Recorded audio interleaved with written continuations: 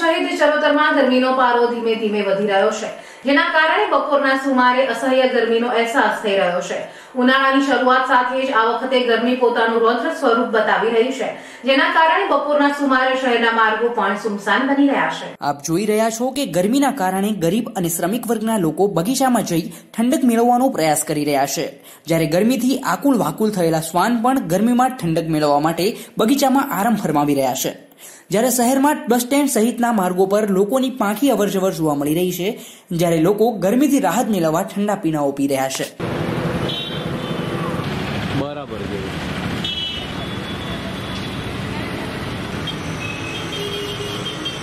ગરમીના કારણે એટલી બધી તકલીફો પડી રહી છે કે રોજના કામ કરવા માટે પણ ઘરની બહાર નીકળવાનું થાય તો એમ થાય છે કે નથી જવું, પણ એ કામ કરવાનું હોય છે એટલે જવું પડે છે અને ખૂબ તાપ સહન કરવો પડે છે। જે કાર લઈને ફરે છે એ લોકોને તો વાંધો નથી, કારનો ઉપયોગ વધી રહ્યો છે, એમાં કારમાં એસીનો ઉપયોગ વધી રહ્યો છે, પણ જ્યારે અમારે વ્હીકલ લઈને બહાર નીકળવાનું થાય છે તો ખૂબ તાપ ગરમી સહન કરવી પડે છે અને એના કારણે ઘણી બધી તકલીફો થઈ રહી છે। કયા કારણે ગરમી વધી રહી છે?